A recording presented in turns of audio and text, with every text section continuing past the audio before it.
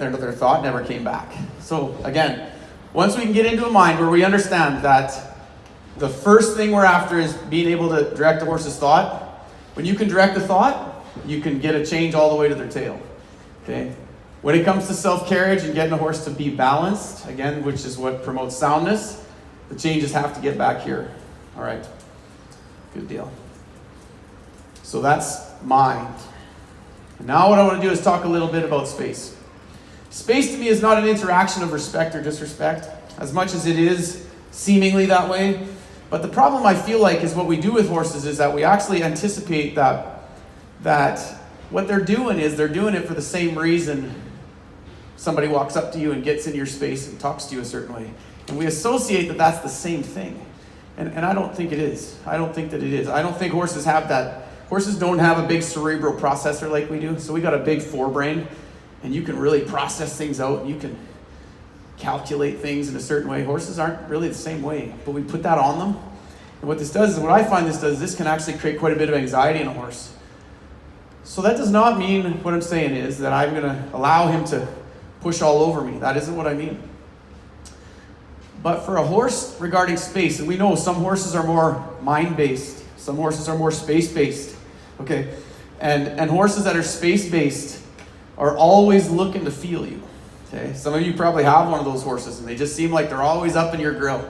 They're always kind of right on top of you. And those are the kind of horses that they actually need you to show up more. They need you to be more present for them, because the way they find security is by feeling you. And if you're not there for them, they're going to be on you all the time because they're needing it. It's a need for them, all right? And so if you satisfy that for them, whoa, they're happy. If you see it as disrespect and you're always after them about it, that can create actually more anxiety for them because they're looking for interaction, but we're turning it into an emotion. So I'm dealing with it, but I want to change how I see it, okay? And if you change how you see something, it changes the intention. What do I mean by that? Well, the best way to describe that is if I said thank you or someone said thank you to you, you can do that with 100 different intentions. You can say thank you with no thankfulness at all. It can be the snarkiest tone on the planet. Or you can say it with a deep intention. All right, so horses are feeling you all the time.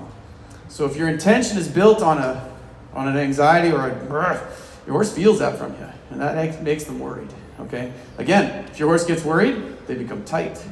If your horse gets tight, they can't use themselves right, okay? And then that sets a negative tone for their soundness because they become rigid, okay? So answering what some of these needs are sets a tone for them to be able to feel comfortable enough to use themselves. All right, when it comes to space, I want to feel like I have the ability. Okay, so mind gets a horse in the conversation. Space is important because you need to feel that no matter where you go, your horse is going to respond to you. Good. But the goal of space, and here is the restriction of space. Moving a horse out of your space is a fine idea. Getting a soft change is a fine idea. The restriction of space in a relational style is that I'm only going to move them out of my space to the degree that I don't chase their brain away.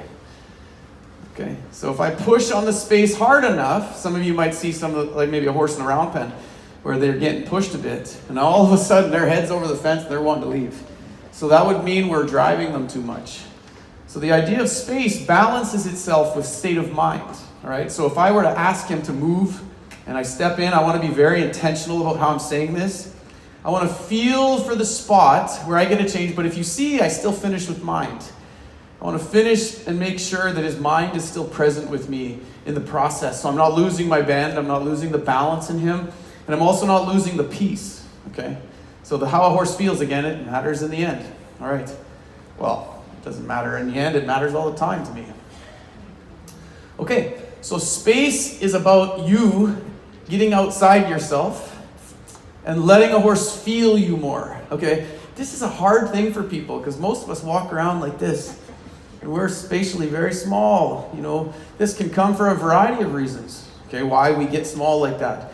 But for animals to feel you, you need to be outside your body more. And this really is the journey of space for all of us, kind of trying to sort through things for ourselves.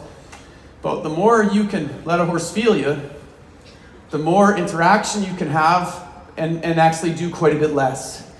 Because now there's a sense that they can start feeling you more. All right. To top this conversation off, this is really where feel comes in. Because some people say, well, I move my horse like that. But he doesn't seem to calm down. Okay, and this is where feel comes in. And so when we're talking about pressure or space, you must understand the concepts of feel. And so then the more I can be outside my body, the more feel I can offer to my horses, and they can sense that. But if we're here like this, and we're doing, you see, look, he's kind of wondering, what are you up to now? Because he can't sense me the same. But when you provide an opportunity, there we go. You see, he can kind of feel what I'm saying way before I actually touch the line.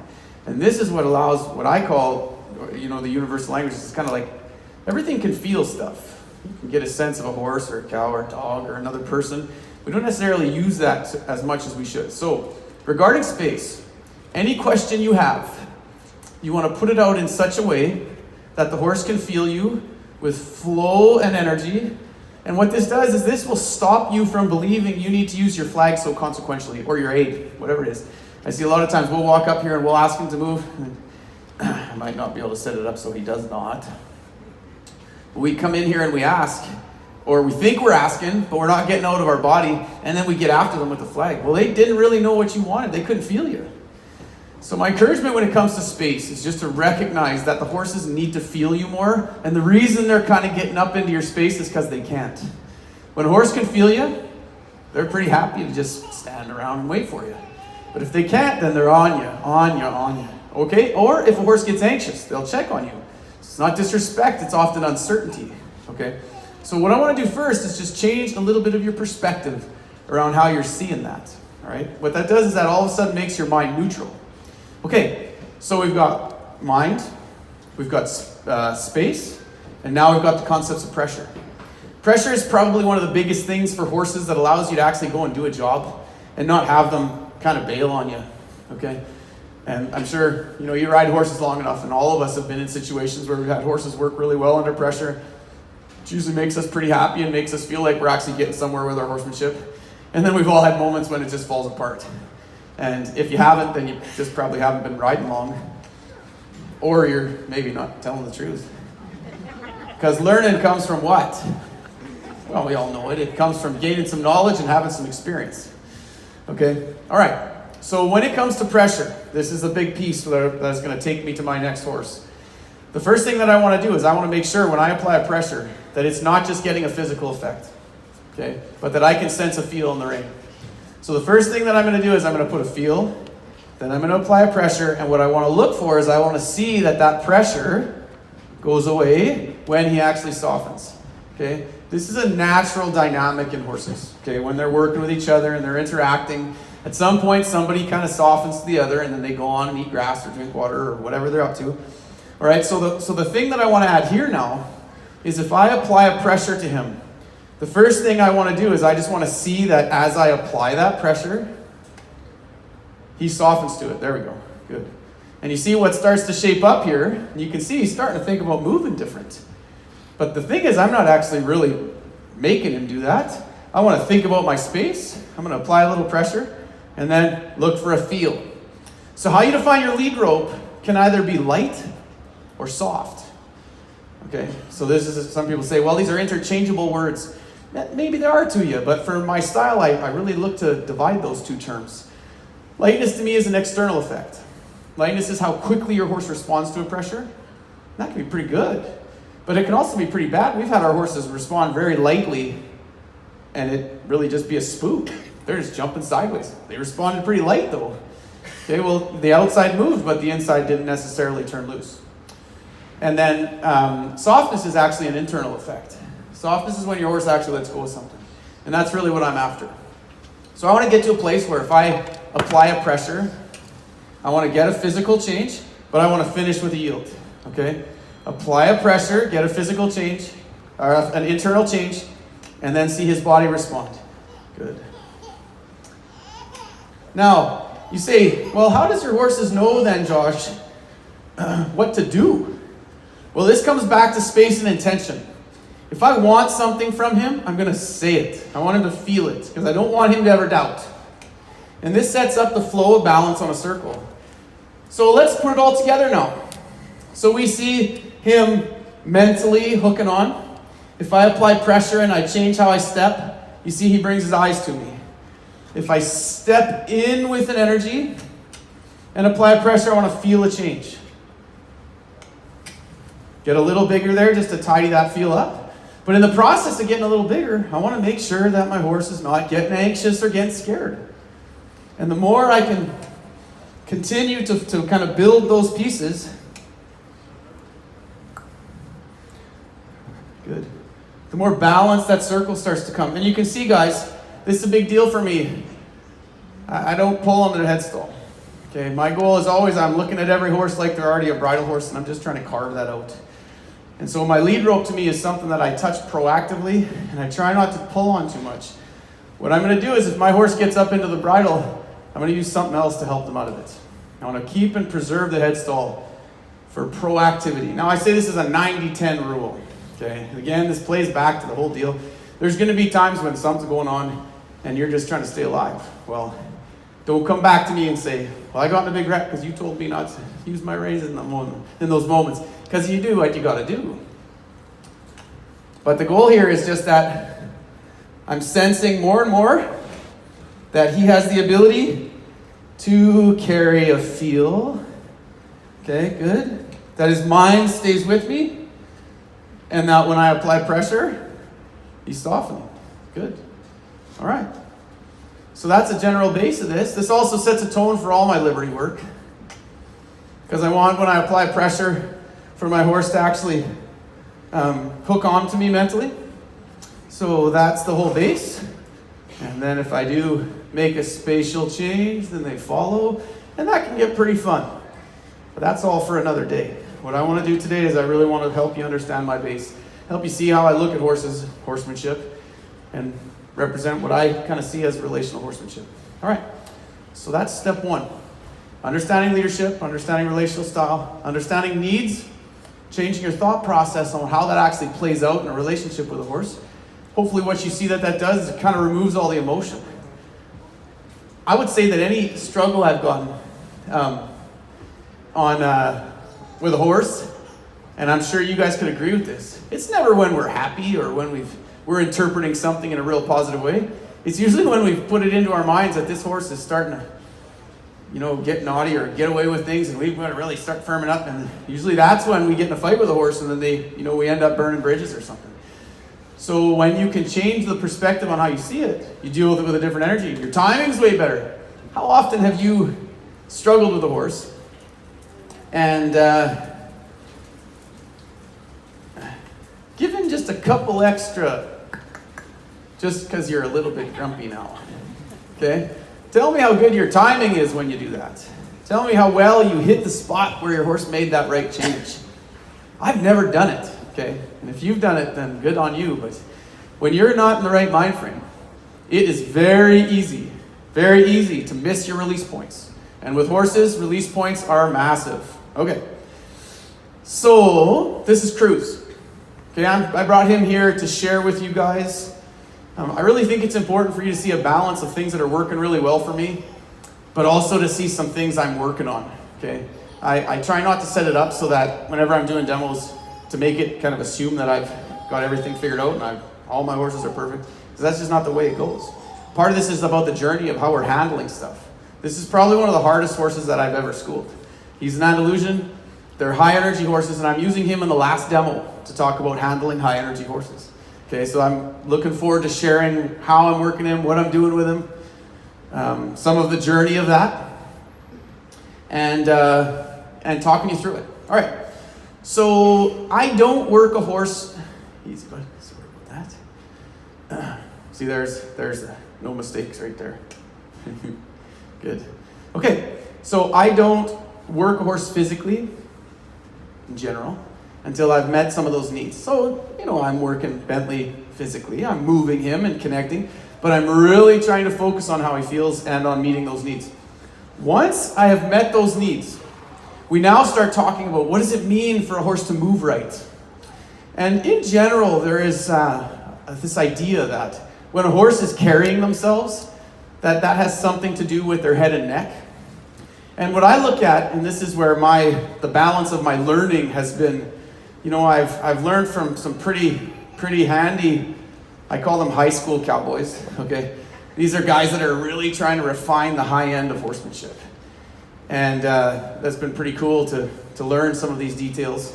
And that's really where, the two-rein work and the bridle work comes. But I've also spent a lot of time really trying to understand the classical system. Of what does it mean? Because the whole style is just about how a horse should move. How do you maximize and utilize their body to their highest effect? Okay, and what I've learned, what I've come up with is that it really has very little to do with the neck. It does a little bit, but it has to do with the whole horse, okay? And so what I want to share with you is how I've now set that up, or what I'm looking for. And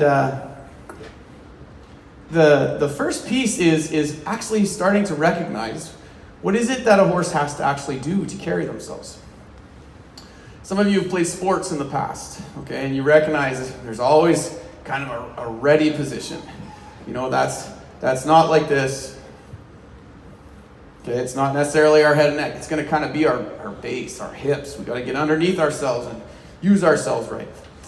Okay, so the goal with a horse is now they're on 4 legs. So the system works a little different now. So then what we're trying to do is we're trying to get the horse actually to coil their loins and sit. Okay, so the problem with this is this big old head is quite a long ways from their shoulders and even farther away from their hindquarters. Okay, so think about the math of that. Some of you have tried to, pick up a long board, and the longer that board is, the harder it is to lift. And if you can't get there, it's going to tip you forward. So there's a bunch of math, just straight math, that comes to how a horse can carry themselves. Again, in some of the riding stuff, I'm going to share this with you. And every horse is different. Some of the quarter horse styles are lower horses. They're lower set horses. This is not a low set horse. Cruz likes to move way up here. That Max horse of mine, he's the Soundness focused horse that I'm going to kind of talk through. But he's 20, and he's been a working horse his whole life. Okay, I've cowboyed on him, I've picked up on him, I've done everything I can come up with. It's been on him. Had him since he was a weanling. It's kind of a lot of history. All right, so how do we get this set up? So the focus points now is there's 3 focus points. Recognize it. We need to have some spatial awareness. You need to be able to feel like you can move your horse. You need to sense that your horse's mind is present, right? And then you need to know that if you add a little pressure, they're going to think about softening to that. Okay, those 3 keys are crucial. If you don't have that, when you start trying to work a horse physically, you're going to bump up against some walls. And that's where I find people start to argue with a horse. Don't want to argue. Want to figure out what's going on and try to answer that. All right. When it comes to self-carriage, I'm looking at 3 main points. First off, what are those shoulders doing? Shoulders set an articulating negative to the head and neck. What I mean by that is if the horse starts to fall off balance, they are going to use their head as what I call a cantilever. All right, so they're going to take their head the other way to catch their balance. Now we're trying to bend the horse to the right. And so what we want to do is the horse starts to fall. They take their head this way. What do we want to do? Well, we're trying to take their head back where we wanted it. But see, here's where the first negative comes. The first thing I'm doing is I'm not using my reins to deal with those shoulders. I'm going to use my seat, my legs, and my balance. All right. So the first thing in this is I'm going to share that that's where I'm headed. Okay. I want to get to that point where I can do that. So when I start, if you watch, if I can gently move his shoulder out, you see it's very easy for him to bring his head in. All right. So the first answer to carriage is that you have to be able to direct the shoulders. If you can shape those shoulders and you can move the shoulders with your seat and legs, you have the ability now to shape a horse in an entirely different way. Okay, that's step 1, shoulders. You got to gain the ability to move them. Whether it be left, whether it be right, you have to get to a place where a horse frees their shoulders up so the head and neck become available. So I hope you can see there when I get to a certain point in moving his shoulders, all of a sudden he softens in my hands. And I'm not really doing anything, I'm just using the physiology. The natural balance that if the shoulder moves to the right spot, he's actually going to want to bring his head slightly to the right to catch himself. Any one of you is going to fall down. You're going to throw a part of your body the other way autonomically. Okay, what I mean by that is you don't have to think about it. You don't have to say, oh, I hope I don't fall down here. I better do something about it. So I'm actually using his natural system. And this is where the carriage starts coming in. All right. So the neck will bend slightly in the balance of what the shoulders and the pole are doing. Secondly, I want to then see the hindquarters step under. So once the pole frees, the hindquarters can activate. And that's really what I'm looking for. So as I move the shoulder, I rotate the pole, then I start to activate the hindquarters. This is where we start seeing if your top line is off enough. Okay? So we didn't discuss this with Bentley because there's lots to talk about and only so much time. But if the top line of your horse is on, they cannot step their hindquarters under. Okay? So that's where that softness comes in. That whole idea of getting a horse to soften to a feel. Okay, good. So what I want to see is if I can move that shoulder, I can rotate the pole, then I can step that hind leg under his center line, and now I can tell if his top line is off all the way to his hips. What do horses with tight backs do behind? This is an important piece, guys. So I measure how well a horse carries themselves by what the back legs are doing, not by the neck. Okay, because a lot of horses are pretty low set. Their head and neck are pretty grand, but if they're short behind, that means the change is not getting to the back end. Okay, so this is all very classical principles. So that's what I'm looking for. So when you're looking into this balance, okay, let's just try this other side, and then I'm going to move his feet a little. So again, I say shoulders, pole, good. Then I want to feel the hindquarters step under. Now, when we're talking about self-carriage, it should get to a place where it's pretty easy for a horse just to walk in this. If I want to deepen that step, I can just rotate the pole a little more, but head posture starts to matter. There we go. If the head is too low, anything you do with the pole is lost in the neck. All right. Hopefully that makes sense. Now, I know I'm talking about a lot of stuff, but to honor this deal, you got to understand my base. Okay? And again, I want to say this to you guys. I'm going to do my darndest to be at my booth as often as I can. And if any of you have more questions or thoughts, I'd be happy to do it. I do my best to be an educator, and I really want to be able to spend as much time with you guys as I can. So if there's elements of this that you want more clarity on, please come visit with me. We've got a team of people that will be happy to be there as well if I'm not. Okay, so once we feel this balance, you see I can place that hindquarters underneath. Now we'll just bring up some life. Oh, there's poop there. There's an Andalusian move. Good. Okay, so now the idea is how well can I shape the life? If I can keep that hind leg under. Good. Good. We find the balance. Now, you guys all see that I'm in the cavesson. What? This is a cavesson. This to me is the most important groundwork tool you can use. The biggest problem with doing too much of a circle in a halter, okay, and this is a big deal. I'll just stop for a second, Cruz. Good job, buddy. Is the way, okay, we talk about rotation, you talk about bend. What should a horse's head do when you're trying to bend to the right? Okay, you want to feel that bend. A lot of us will talk about seeing the eye, seeing the jaw turn. You know, there's lots of little ways you can talk about that happening right.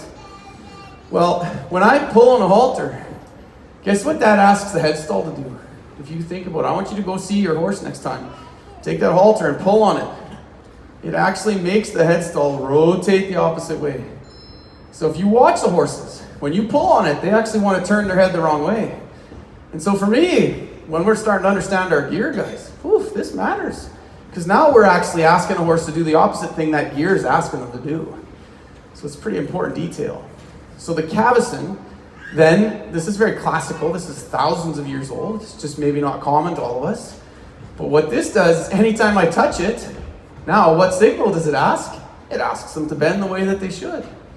So for me, it's a really important detail for us to recognize what the halter is going to do. What did I do with Bentley? Everything in the halter was here. Okay, it's down here. Because I'm asking for a softness. I'm teaching him to release. That gets his top line. Secondly, I'm here, rotating the pole. So the cavesson is excellent for a lunging circle. The balance of rotation, okay, we'll just go to this circle one more time. I have to keep moving and get myself into max here soon. So much to talk about. Try to be balanced with that. All right, so we can see that when I get this right, and I can get that hindquarters to activate, okay, it can start getting pretty fun, guys. Cruz is a pretty substantial horse.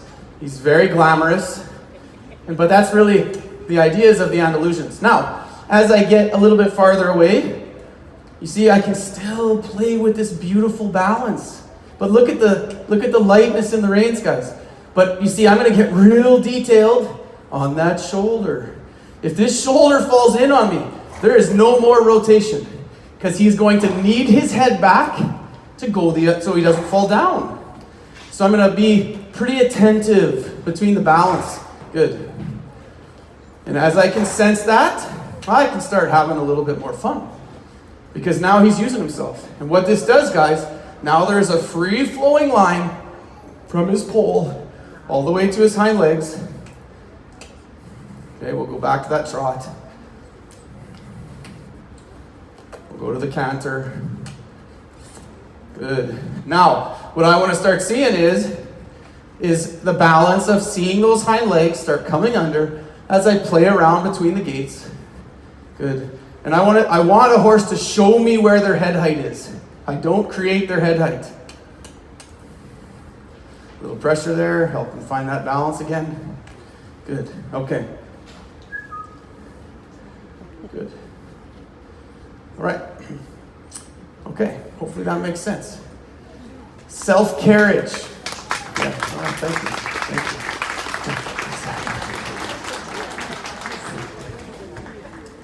What does self-carriage mean? It's kind of funny. It kind of means they're carrying themselves. So if we've got ourselves into a bind where we're having to kind of hold our horses, there's a bunch of weight in our reins, or driving in our seat and having to hold them.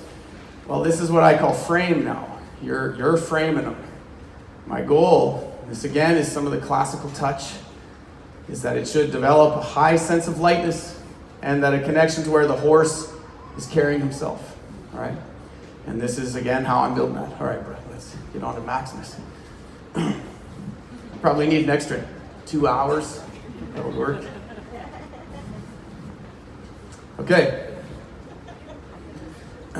Now, Cruz is made for this.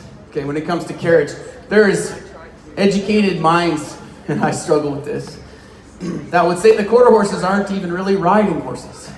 And the reason that is because the way the base of their neck, hold on guys. Hey buddy. This is my man. This guy and I have been together for forever. And he means the world to me. But if you recognize, I'll just turn him sideways so you can see this. I'm going to have to stay pretty attentive to get through here.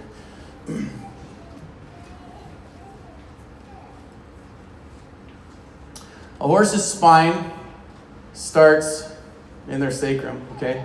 But it drops down, guys. It gets down low. So if you want to get a sense of the ease with which your horse is going to be able to use themselves, this has to do with how steep this angle is. Okay? So if you put that just an inch below the highest point of their hindquarters, and you take it to the thick of their neck, see? Okay, so what Max is going to have to do to use himself, he's going to have to pick that up and get this under. Well, that's a little more work. Okay, you want to look at that line on that Andalusian? Holy smokes, you're starting to see something more like that. It's not a problem for him to use himself. So an educated classical mind would say, why would you ride this when you could get a horse that would just do that no problem? Well, we love our quarter horses, and they have a served purpose. The Andalusians need more time in the beginning. The quarter horses don't need so much time in the beginning. They start easy. They don't finish as strong as those horses. Those horses take longer to start, but they finish like beautiful monuments. Okay, just different styles, different horses. All right, okay, let's just get this geared up. Gotta keep myself moving. I hope I'm not overwhelming you with information, but there are some pieces to this puzzle that are pretty important. Okay, use the flag initially. I like the flag because I can pressure and I can turn it off immediately. Okay, that's why that's real valuable. I love bamboo for my short work. This is super light, very balanced, but also quite firm. So you can still touch a horse and it can get a change. But it's not real hard to feel. You see, I can do it with 2 fingers. Just so you have a little sense of the gear I'm using. Max is still in the Hackamore. That's just the way I ride him. He's a big-bodied horse. He's been in the 2-rein years ago. He actually injured himself. Stepped on a real sharp piece of stick. Went right through his frog and went right through his digital cushion. ended up taking him out of commission, and it's only been in the last year that I've really been able to bring him back. It was a tragic event for me because he was kind of my main horse. And anyway, so we're really trying to get him to use himself and work really well. And I would say that he had a really nice base, and I feel like that's partly where his healing was able to come. All right, so now we need to just have a little discussion. I'm gonna just work him on the ground here quickly, and then I'm gonna get on. But just to explain, when we get this balance right, how light our headstall can be. Okay, so if I have the ability to move his shoulders, then I can center his pole, and you can start seeing that, my goodness, those reins can be light. So I would say that predominantly most of the weight you feel in your reins, unless your horse is worried, has nothing to do with disobedience or negativity. It's balance. If you're about to fall over, you're going to grab at something. Okay, it just so happens that our reins are pretty close. So the horse will throw their head and put weight in the reins. And this is balance. But if I can get him to a place where, you see, I can get those shoulders to stay straight, then he starts getting pretty calm through his head and neck because he doesn't need his head back. So one of the best compliments your horse can give you in the beginning is they don't need their head from you. It means they don't feel like you're going to throw them off balance. That's a big deal. So when you see your horse willing to just give their head, not because you're holding it or framing it in or they're worried about, the consequence of what might happen if they do, but there's a softness about it, we're on track. All right. So Max is a pretty big guy. He's going to move a little different than Cruz. But we should still see a willingness to stand that shoulder up, to rotate his pole, and then what we want to see, guys, is you want to see nice long strides behind. Step and reach and step and reach. Good. Now we'll just take that to the trot. Good. Good. Excellent. I hope you can see I'm in contact with my reins, but if you can see my hands, guys, I'm hardly doing anything. And what I hope is that he is retaining that balance himself. That would be my goal. Okay, good. Now, bring him back to the walk. Walk. That's how you cue the walk. The sillier you can say it, the better the horse figures it out. All right, so as I come in with my rein a little more, I should be able to, if I have the balance right, flow that hip across with ease. Okay, good. And then move into the shoulders, change the bend. I'm just going to play around a little bit. And it should get to the point where you can kind of take your horse anywhere you like. And I'm not doing much here with him physically. I'm just connecting with my reins. So my left rein has changed the bend. My right rein is staying connected. So now when a horse is in balance, shoot, you can start kind of playing around and having some fun. And those movements are pretty much based on lightness. So I can play around there more, but I hope you can see it doesn't take much once a horse is balanced and you start connecting with them for them to very lightly respond to pretty much anything you want. Okay, so there I went with getting his hips, moving his shoulders, changing the bend, and going into half pass. Okay, just with a touch of the rein, because if I can rotate this, that changes this, and then the body's very available. All right. If this gets lost in the neck, and this is where the biggest struggle comes, if the horses know only when I pick the rein up to bend the head and neck, the effect of this is lost here. Okay, so they don't get a change back here because they change through their neck. What is great about bending a horse's head and neck? What would be the point of that? The point is that when a horse will give their head and neck, they're kind of taking away their ability to see the world. Okay, so is there a value to that? Sure there is. There's moments when you have to say, settle down, easy. Because they're not naturally going to do that in certain moments. So if a horse will bend their head and neck for you and just stop, that's a positive. But if you overdo that, you lose the connection behind. And honestly, this is the beautiful thing about a relational style, is it's kind of understanding. There's not very many things that are all bad or all good. Everything has a pro and a con. Okay, and that's why it's important that you're not kind of throwing the baby out with the bathwater with certain styles. You need to have a sense of that thing being used in its refinement, and things don't need to be overused. All right. Okay. Good. All right. Just the last point here. Then I'm going to try to sit on him. And you know what I'm going to do, guys? Just so I can kind of keep going here, we're going to ask questions at my booth. Is that all right with you guys? Would you prefer for me to keep going right to the last? Okay. Yes? Okay, good. That's what I'd prefer. I'd like to get on in here and show you a few things. All right, so this is where the outside rein comes in. If you're always using your inside rein, and this is the deficit of the cavesson, it's a beautiful piece of equipment, but you have nothing on the outside supporting. Okay, so could that then make the cavesson look bad? Oh, it sure could, because now it looks like your horse is falling out their shoulders. But that would mean we overdid it. Okay, so again, the goal of every piece of equipment, it's super important. Every one of you, don't throw gear out necessarily. Find out who made it and understand it at its root, not at poor use. It's a big deal to me, because I see a lot of people, they're kind of standing on the hill and saying something's really bad, but most of the time it's because you've seen it used poorly. Okay, that doesn't make it real bad. Okay, anyways. So, cavesson's great. In here now I have an outside rein so I can support the bend, and I can just feather how much I need. And then from there I use my inside rein, and then we can float around and have lots of fun. All right, I'm gonna just get rid of that. Don't need that now, hey buddy. Yeah. Take this off, get it in my belt. Hackamore, I don't practice how I want this to happen when I have the bridle on. In the full bridle, you don't get on with your reins in your hands. You get on with your lead rope. So that if you got in any trouble, you're never pulling on your spade. Okay, that's kind of an important detail. Oh, this is gonna be, there we go. That wants to be here. Stuff in the way. All right.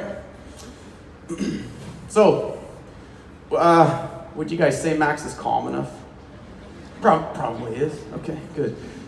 Now, the point of it is to say if he wasn't, then we'd have to be working on a couple other things. Now, what the first thing I'm always doing, I want to be able to use my reins to feel my horse at the center of my body. Okay, I try not to use my reins to hold my horse in the middle.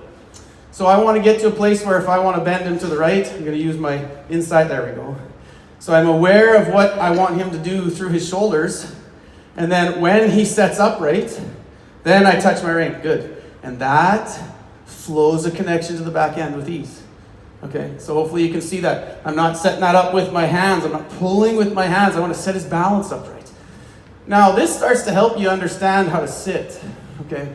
You have to recognize when you're sitting a horse, what you're doing with your body, for most of us, is half the battle. All right, if I'm leaning here, he's going to have to go there to pick me up. If I'm leaning here, he's going to have to do something to start picking me up. Well, if I do that long enough, he's going to start also bracing his head and neck. This horse knows enough that, we can do that for fun. But again, if I did that too long, now all of a sudden my horse is bracing because he knows I'm going to throw him off balance. Well, then the horse braces, and then we want to go to our hands. So you can see a lot of times it has nothing to do with your hands. It has to do with how you're sitting. So I just encourage everybody, in the classical system, how you sit is primary. All right.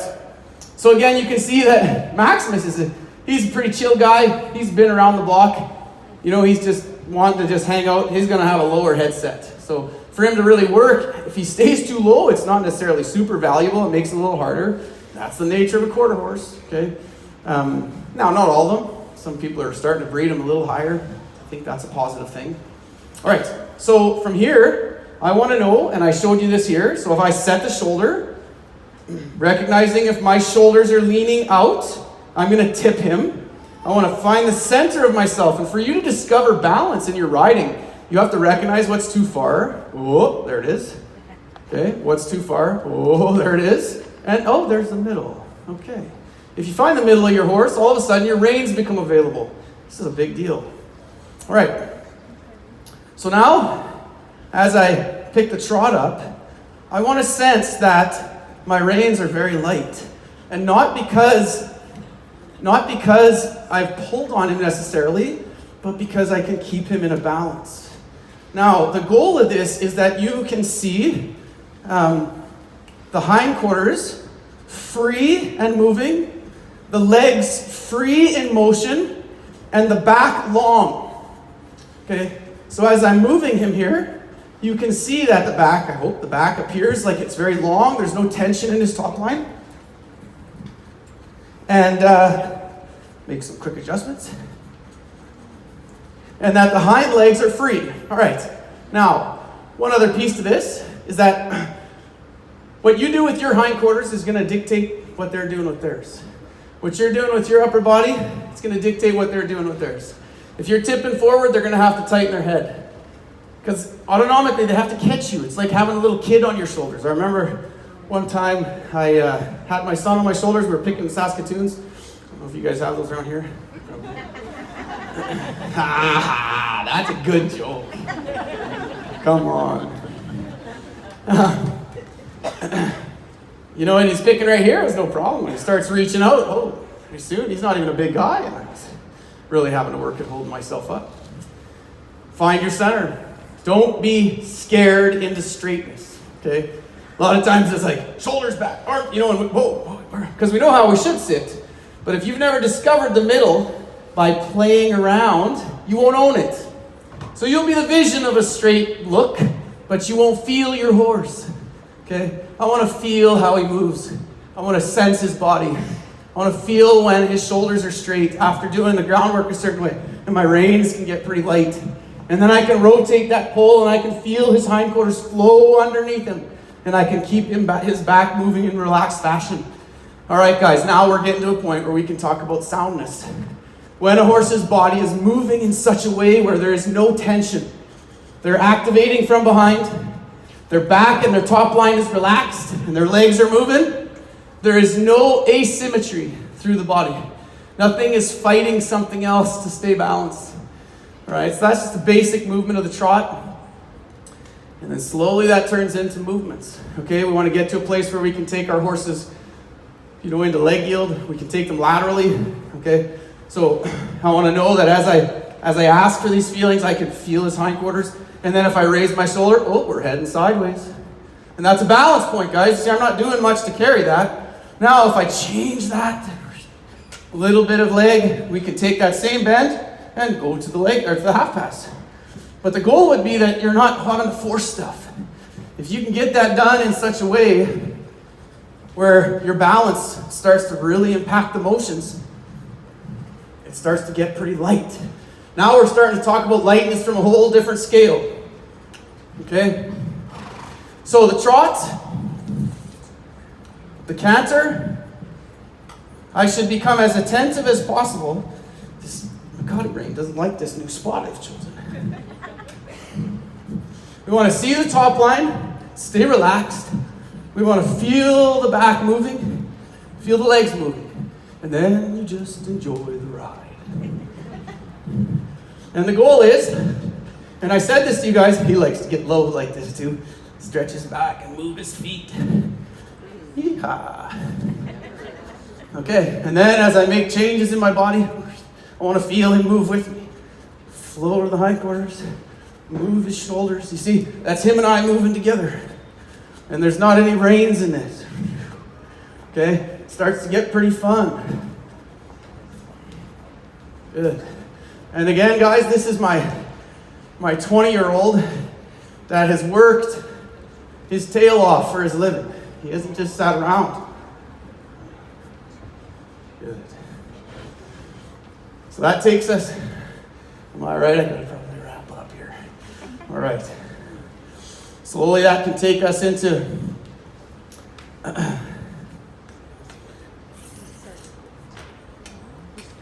tightening things up a little more. I try not to push him too hard with some of these movements that, you know, again, I try to be attentive to the fact that that's it. Good. Again, reins are primarily staying attentive to his pole, and I'm not trying to burn it out, but just gain the spot where I feel control through the body. Okay, so I think we've arrived.